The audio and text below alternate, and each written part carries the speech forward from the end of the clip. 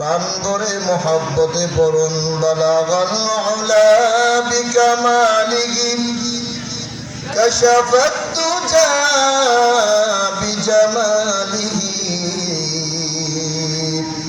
হাসুনাত জামিউ খিসালিহি সাল্লু আলাইহি ওয়া আলিহি লা ইলাহা ইল্লাল্লাহ লা ইলাহা ইল্লাল্লাহ লা ইলাহা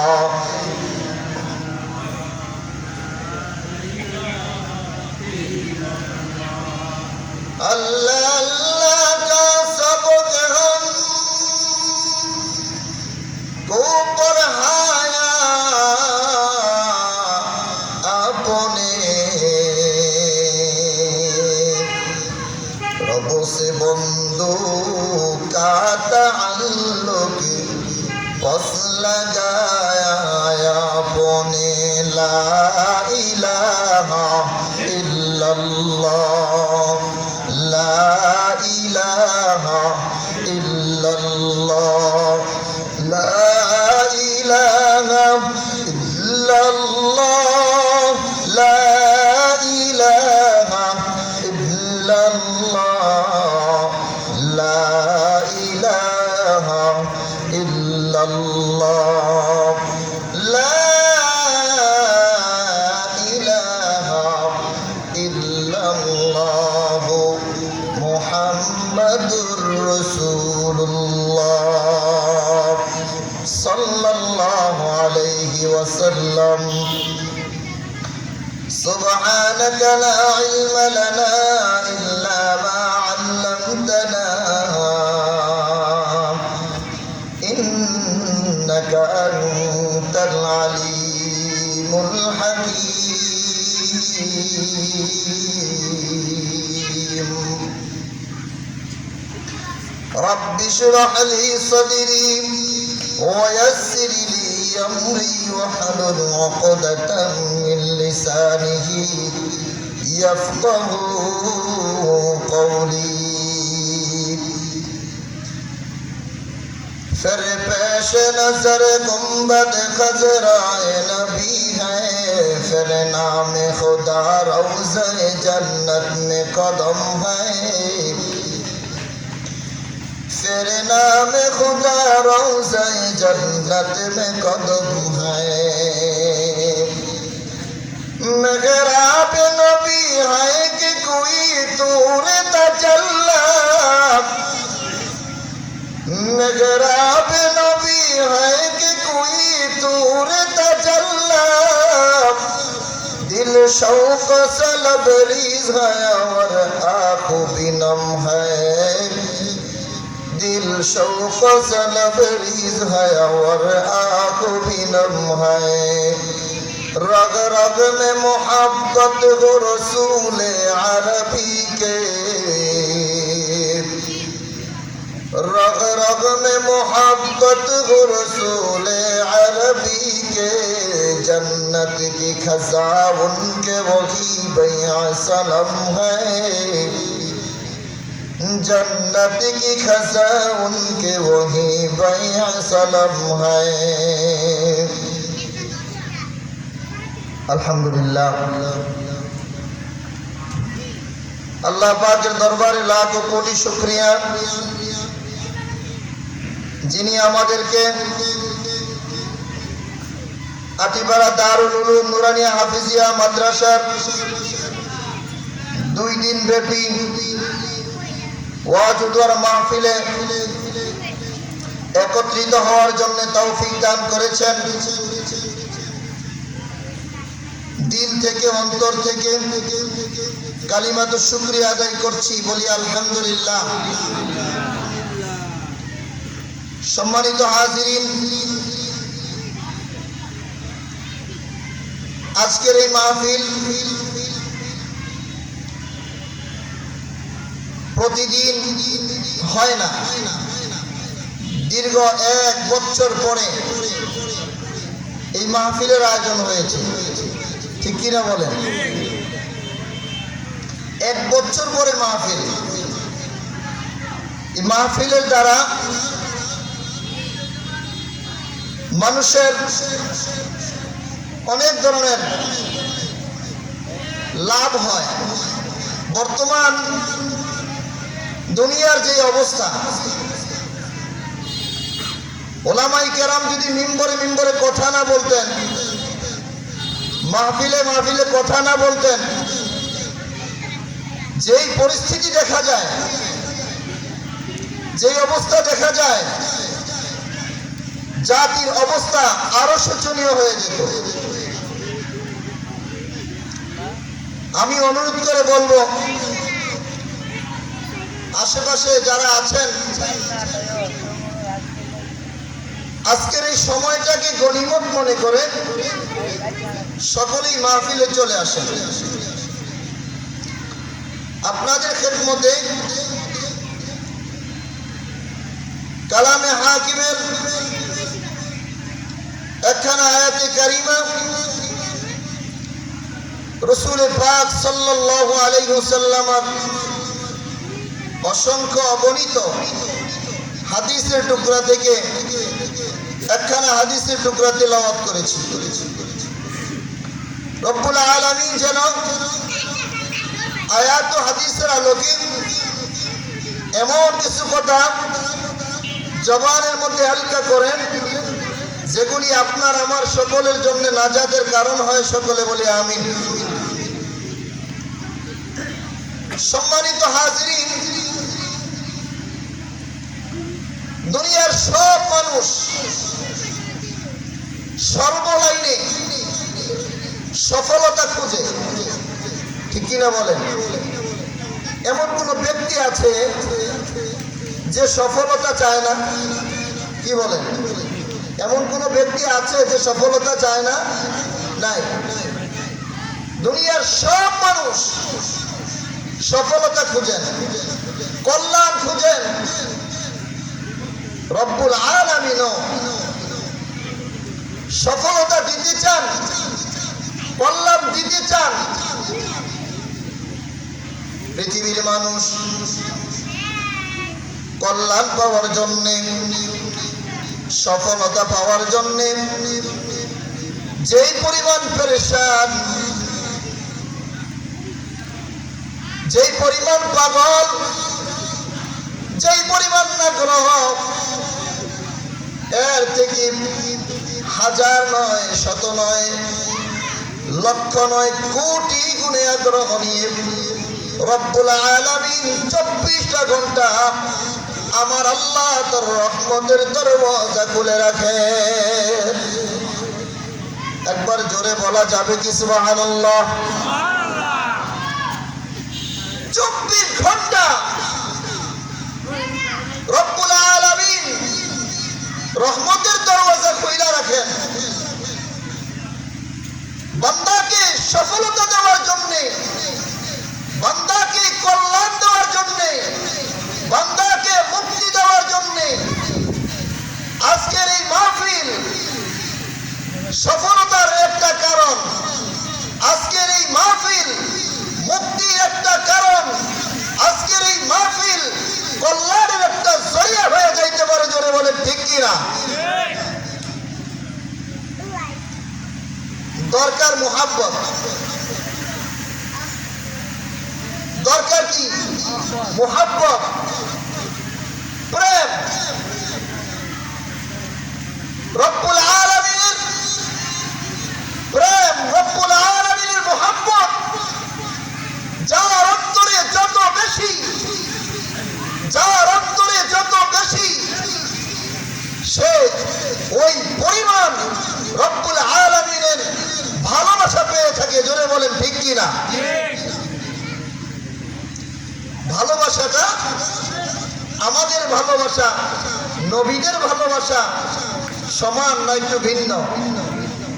জোরে বলেন, সমান না ভিন্ন? ভিন্ন। খলিল ইব্রাহিম আলাইহিস সালাতু ওয়াস সালাম, খলিল ইব্রাহিম আলাইহিস সালাতু ওয়াস সালাম মাঠের মধ্যে বকরি চড়ায়। খলিল ইব্রাহিম আলাইহিস সালাতু ওয়াস সালাম আমাদের মুসলিম মিল্লাতের পিতা, মুসলিমদের পিতা, আমাদের আব্বা ইব্রাহিম খলিল,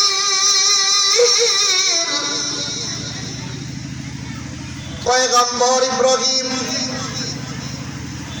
মাঠের মধ্যে বকরি চড়ান। এমন অবস্থায় আল্লাহ পাকের এক গোলাম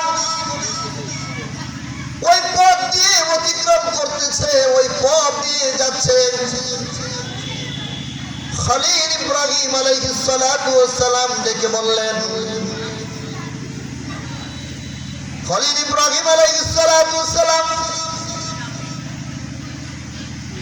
তার দিকে তাকিয়ে আছে। কারণ কি? আল্লাহর ওই বান্দা রাস্তা দিয়ে যাচ্ছে আর আল্লাহর বান্দার জবান দিয়ে বের হয়েছে, সুবহানা যিল মুলকি ওয়াল মালাকুত, সুবহানা যিল ইজ্জাতি ওয়াল আযমাতি ওয়াল হাইবাতি ওয়াল কুদরাতি ওয়াল কিবরিয়াই ওয়াল জাবারুত। আল্লাহু আকবার বলেন। ইব্রাহিম খলিলুল্লাহ আলাইহিস সালাতু ওয়াস সালাম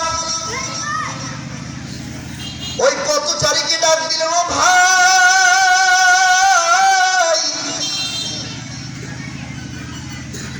তুমি যে বাক্যটা পড়লা, তুমি যে বাক্যটা তেলাওয়াত করলাম, ওই বাক্যটা আর একটিবার আমাকে শোনাইয়া দাও। আল্লাহু আকবার জোরে বলেন। খলিল ইব্রাহিম আলাইহিস সালাতু ওয়াস সালাম বলেন, ও ভাই,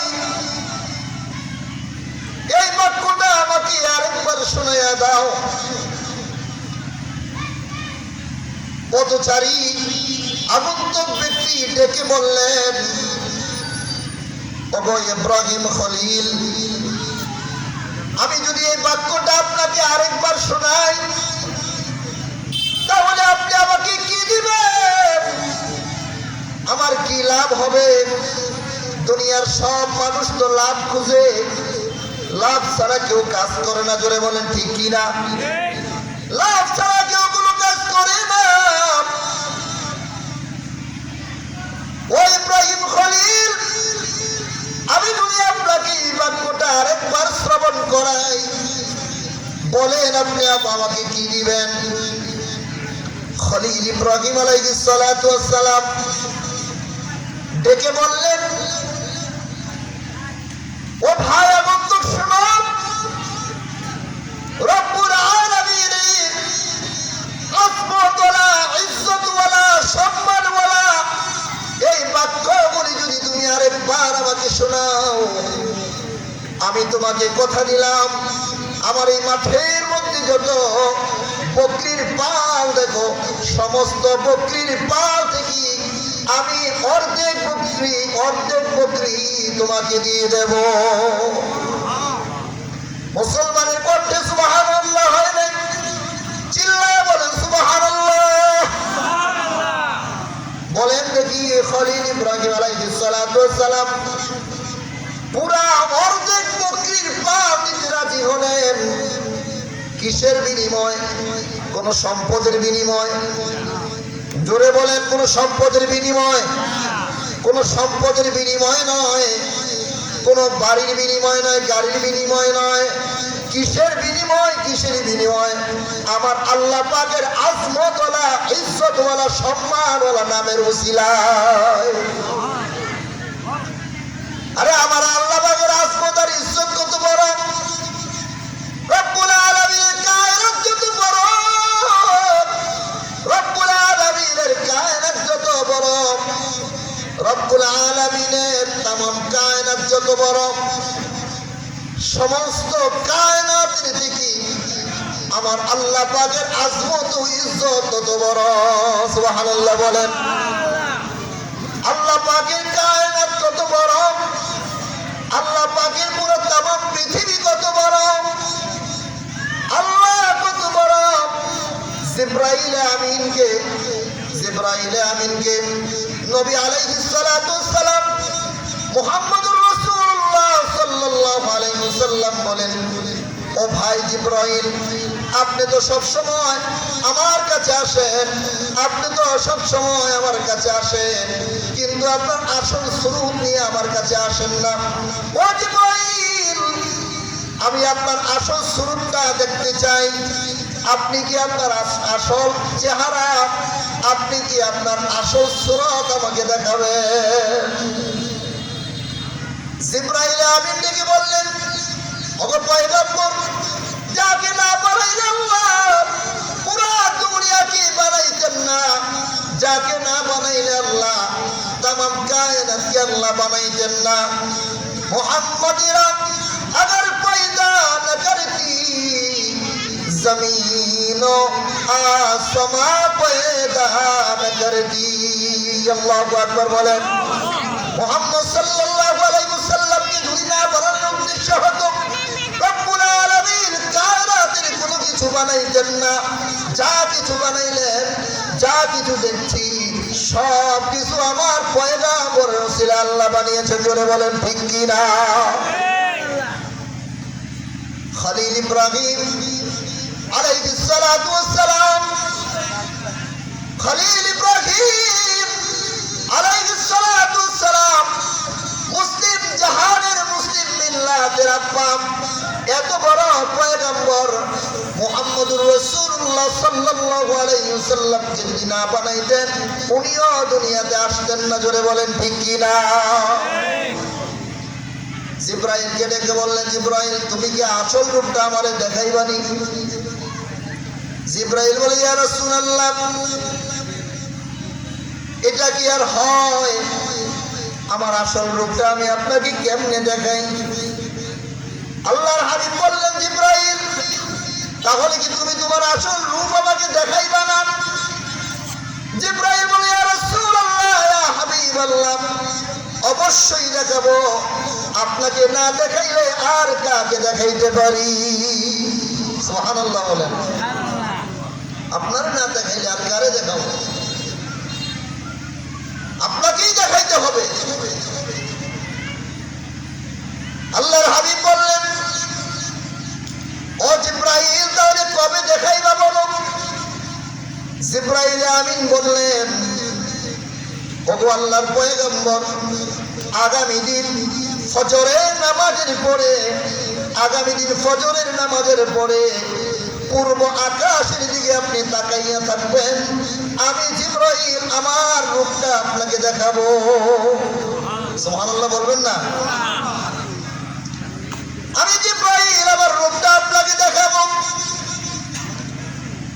আল্লাহর হাবিব সরকারে দু জায়গা মুহাম্মদুর রাসূলুল্লাহ সাল্লাল্লাহু আলাইহি ওয়াসাল্লাম ফজরের নামাজ পড়লেন, পূর্ব আকাশের দিকে তাকিয়ে আছেন। আজকে জিবরাইল তার রূপটা আমাকে দেখাবে। প্রতিদিনের মতো জিবরাইল আসবে না, আজকে জিবরাইল তার আসল রূপ নিয়ে আমি পয়গম্বরের সামনে আসবে। সুবহানাল্লাহ বলেন। দীর্ঘ সময় নবী দাঁড়িয়ে আছেন, দীর্ঘ সময় পয়গম্বরে দাঁড়িয়ে আছেন, কিন্তু জিবরাইল আমিনকে দেখতেছে না। এবার মন ভার, চেহারা কালো করে দাঁড়িয়ে আছে। একটু পরেই জিবরাইল আমিন এসে বললেন, আসসালাতু ওয়াসসালামু আলাইকা ইয়া রাসূলুল্লাহ, আসসালাতু ওয়াসসালামু আলাইকা ইয়া হাবিবাল্লাহ। নবী সালামের উত্তর নিলেন, কিন্তু নবীর মন ভার, চেহারা কালো।